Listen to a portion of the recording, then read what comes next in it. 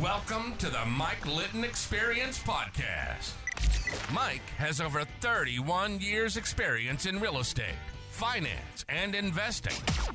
He's passionate about being a father, a teacher, a realtor, an investor, and a leader. Everyone has a story, and our passion is to help them tell it. And now, introducing the host of the Mike Litton Experience, Mike Litton. So what can you expect from the Mike Litton Experience? You can expect stories that will inspire, motivate, advice that will sharpen your focus, and expert information on real estate, finance, and market conditions. I was a great coach. I didn't want the August to November to be blank anymore. I just reached the point where I just didn't want that. And the other thing is, I will honestly say, is I always had this desire to be at the top of whatever sport I was doing or anything I was doing. No matter what, it's like, I'm going to be the best at it. And the local junior college to me wasn't for me. Mm-hmm. I didn't want to stay in the same town I grew up in. Right.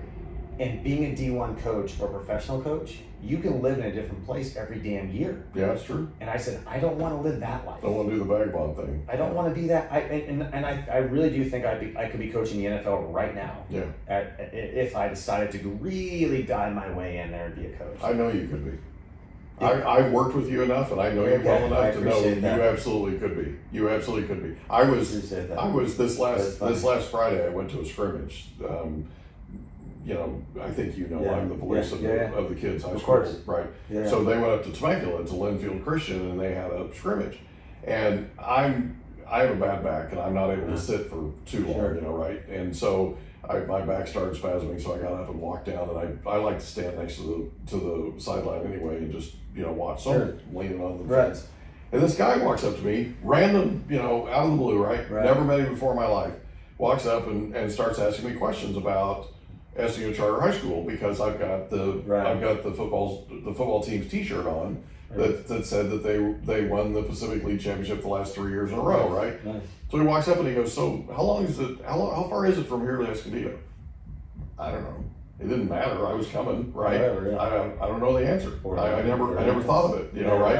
And I apologize. I never looked at the map, right? I just, And we were we met my daughter in Temecula for dinner that night, so we were going to the restaurant first, and I just followed the Google map, right? I didn't. So anyway, he strikes up a conversation with me, and we get to talking. Turns out his son played as a fullback for the Ravens, the Jets, and one other team. Wow. And he's literally on the sideline coaching Linfield Christian, sort of as a favor kind of thing. Sure. But he's in his 6th interview with the NFL to become a coach in the NFL. That's right. And so we had a long talk about coaching and about his kid and all this stuff, right? And I watched his kid in action, and he's got nothing on you. He's got nothing on you. So you absolutely would be an amazing, if you ever decided to do it, you'd be an amazing coach in the NFL. I love coaching. I always loved. I was good at it. Yeah. I knew I was good at it. I just wasn't. My dad was like, "You got to be a coach. You got to coach." That's what his dad's doing. His dad's like, "Come on now, come on, right?" Do it. And that's what he was explaining to me. We were standing there on the sidelines. He's like, "I just got to get this kid motivated. I just got to, right?" And it's like, okay, he's going to do it if he wants to do it. You know what I mean? But there's only so much. When your kid's grown and he's now a veteran of the NFL, there's only so much kicking him in the ass. You know what I'm saying? He's a man. So yeah. So a lot of it for me was this. Like, honestly, it's I always knew I'd have a family, and I always knew I'd have kids, and I didn't want to be not with them all the time. And because let's be honest, you check out for like 7 months out of the year. I knew you're just not available. I'd seen it, right? And I just you gotta live it, dude. You gotta absolutely live it. I didn't want to move, and I thought about this young. I really did. I was like, I don't want to be the family moving school districts and trying to run this route. And at that time, when I was really considering possibly getting into coaching, I just met my now wife. Yeah. And it's just that I had a girlfriend prior to that I was really close with. I thought we could potentially get married prior to me starting Arena. Oh, okay. And I knew what that did to our relationship of just me now being in Illinois versus she's in California. And I remember being like, I really like this one, you know? And the long distance relationship thing, it's not for me. And she was getting her master's at the time. She's a therapist, a marriage and family therapist. So, you know, right. So I was just like, how'd you meet her? She walked into the gym to work out. Oh yeah, she did. Yeah. Yeah, she did. I was talking about that last night with somebody. Yeah, she walked in the gym to work out. The first client I ever dated. That's awesome. I just never, you know, don't mess around where you're working type thing. I was just like, man. You know, and she comes in and I'm like, okay, all right. This girl's something different than the other ones. That's your attention, there you go. She did. That's awesome. And she's an athlete. She still is an athlete. She was a D1 pole vaulter, and then she was, most people don't know about my wife. She was a professional CrossFitter after that. We ended up started doing, that's where we started. So that was my next outlet. So I was still really figuring it out. So to answer your question, after football, and I started, it was 2011 at that point. I started being a professional CrossFitter because CrossFit was pretty new, and I was so. You had to do something athletically. I mean, come on. And she was the same. She's better than I was. She signed some pretty decent little CrossFit competition. She'd win everything. But the crazy thing about my wife is that it's not like she's the top. She was a 2-time state. She didn't start Olympic lifting until she was 23. Wow. So it's kind of full circle. My brother's a strength and conditioning coach. Yeah. He ends up opening the gym.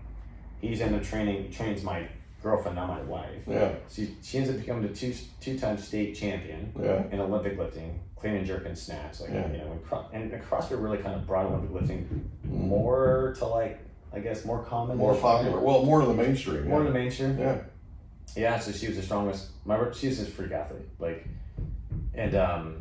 And so she ended up being the top Olympic lifter.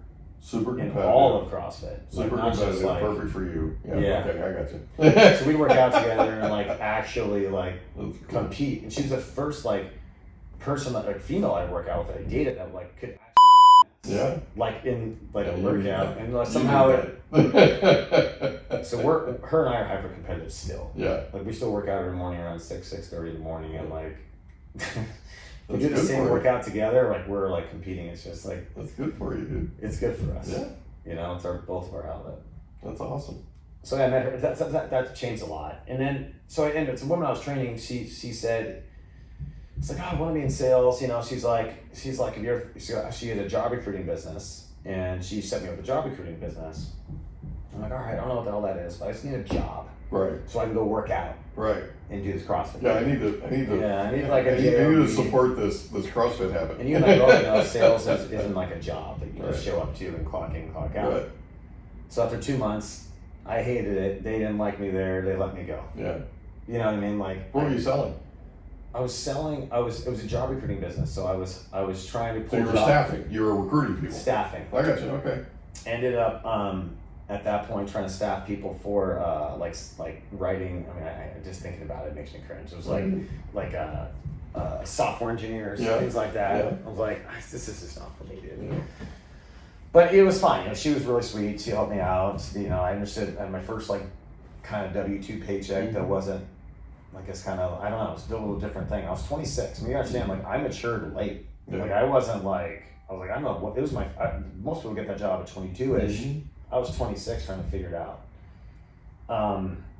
And then so after that, so my wife, I was like, I'm lost. Mm-hmm. I'm back in my parents. I just got this job. I am not training anyone anymore because I just picked up a job. I had no money. Mm-hmm.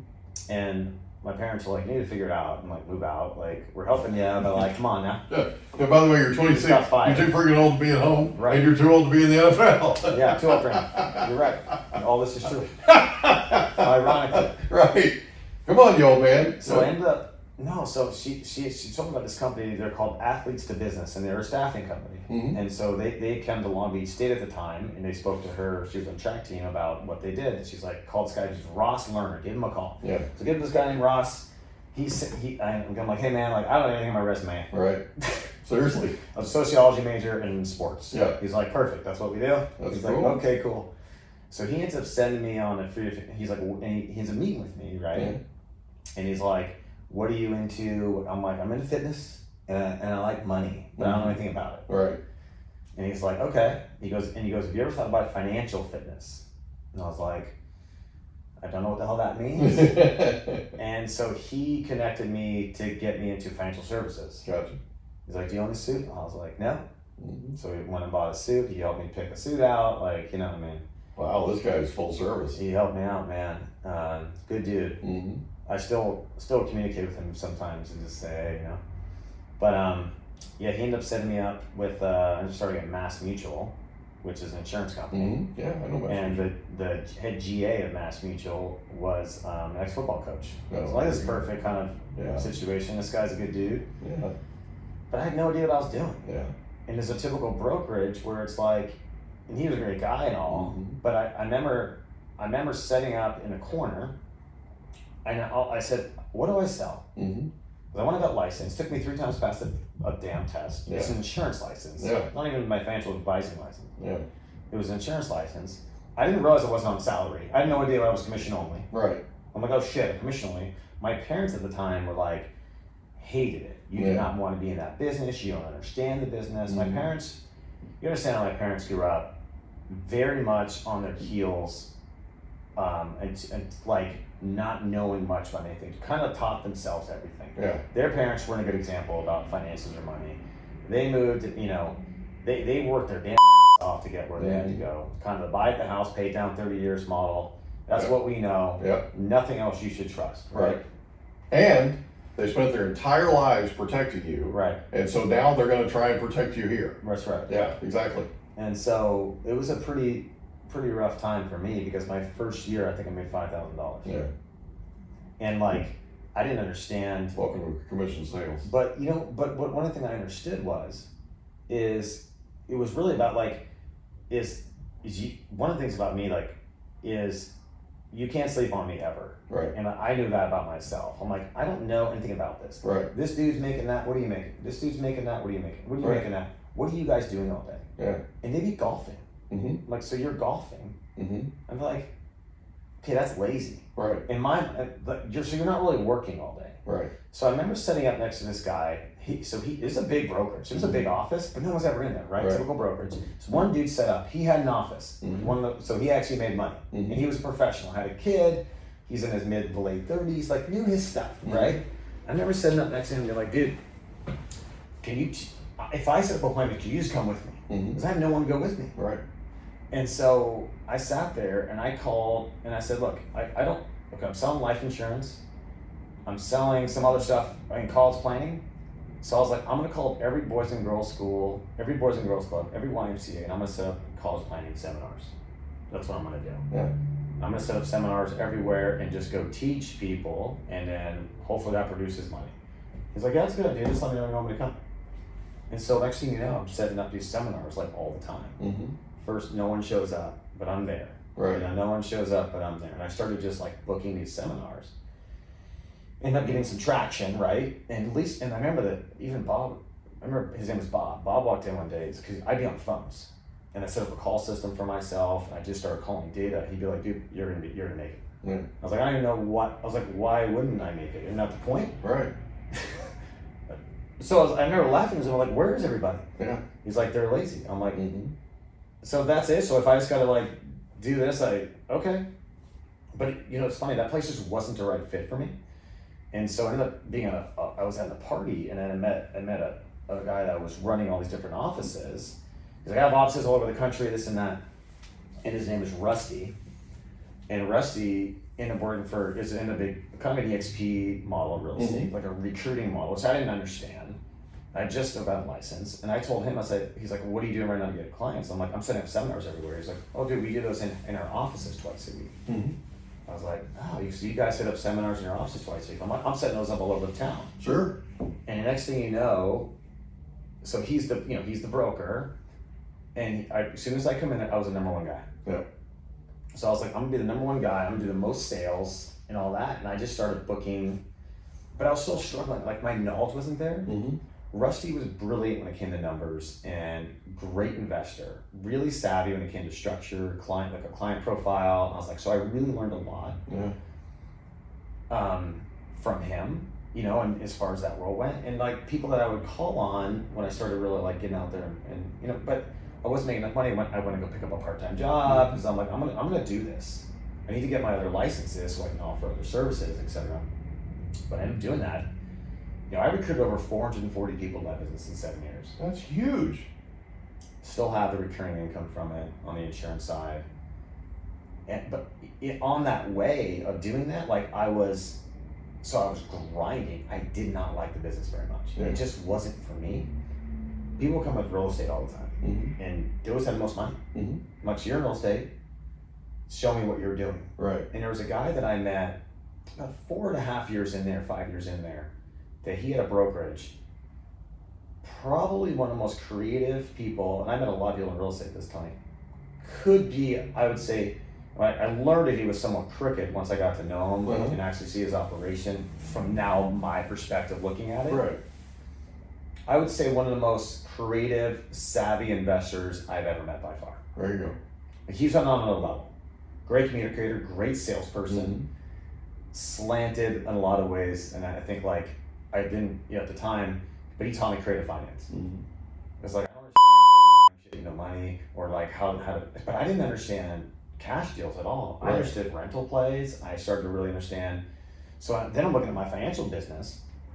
I started to build up, but I do seminars twice a week. I mean, I grinded. I worked, you know, I mean, honestly, I don't know if I could have stayed married, how much I worked at that point. Yeah, because my wife at the time was like, I don't want this to be our lifestyle because it's becoming, because the hard thing about financial services is, for that model, because I'm not dealing with a lot of businesses, we're dealing with individuals. Right. That's really the model. Right. Is they're only available evenings and weekends. Yeah. You know, so I worked evenings. There was nights I wouldn't come home till midnight. I mean, legitimately till midnight. Yeah. And then all the recruiting business. Yeah. Recruiting, but also then I'd be working on clients for the next day. And it was 7 days a week. I mean, Sundays I were mainly off, but it's my Saturdays. I mean, if I had new agents coming in, I'd be training them between 9 and like 4 p.m. Yeah. But you know, I've been there, buddy. So that's how I got connected with Ed Milet. Oh, okay. Because Rusty, I love Ed. Ed was one of Rusty's mentors when Rusty got into the business. Awesome. So that's the same company. Yeah. And so, you know, I was able to get connected with Ed, some really, really incredible influencers and communicators. Yeah. And really brilliant salespeople. And people that like just can like create a message that is so like right on. And so I know, you know, so and the managing brokers that were just over Rusty were also these brilliant people, like really, really smart, great communicators. I mean, to build business and network marketing like that, it's like the brokerage model in general. This is why I understand real estate agents so much. So when I kind of unpacked this business, as far as working with agents and brokers, I'd known these people for years. Yeah. It was never hard for me because I was doing it all the time. Right. And I understood their psychology because I was one. But not real estate agent, but it's very, very similar. Right. Right. Gotcha. And so so that was at that point, like that was I was like, this is gonna be my career. Yeah. I ended up having some issues in there because I had compliance issues, because when you have your securities licenses and people want to come in and they want to buy it, and they have, like I say, I literally have clients going, I got $500,000 and I want to buy this annuity. Right. And I want to have lifetime income. I'd be like, you should probably buy a real estate deal. Yeah. And I ended up getting in trouble with regulators and our broker, because if you refer someone to other services that aren't in the brokerage, it's called selling away, and that is a major ding. And that really changed the trajectory of my career, because it got to the point where I couldn't offer all these other services. My licenses got paused. Right. I couldn't use them for other things. I was like, I'm now selling only insurance again. And this is me being young and dumb and being like, I need to be super creative and very fluid. If I can't control things that I think can make the most money, because the way my brain works is this, like, if you show me all these financial products, here's an annuity, here's life insurance, here's long-term care, here's mutual fund, here's 529, here's an UPMA, here's a SEP IRA, here's a Roth 401k, all that stuff. I know, not only I know the product, I know exactly how it works, I know why it works, I know the math to make it work. And I would model out scenarios, learn how to model out scenarios where it wouldn't work. Gotcha. And so I could not sell a freaking product that I knew wasn't the right fit. Right. And so it got to the point where I'm like, wait, so you're selling me as a broker, you're bringing business to me, so I put you in different mutual funds. I'm actually taking, and this would be, I'm doing $50 accounts and making like 30 cents a month on these accounts. I'm like, you can go right to direct. You can go right direct and just go right direct to the carrier and pay way less. I'm like, I'm actually not needed. Right. So You're just an add-on. Yeah. I'm actually not needed. We hope you enjoyed another episode of the Mike Litton Experience. If you did, do us a favor, smash that subscribe button, tell your friends, family, and coworkers about our program, and wherever you get your podcasts, please leave us a rating. It helps us to connect with quality people just like you. And that's a wrap. Another episode of the Mike Litton Experience in the books. Reach out to Mike on Instagram at Litton Realty. Want to meet with Mike? Check out calendly.com/Rio760.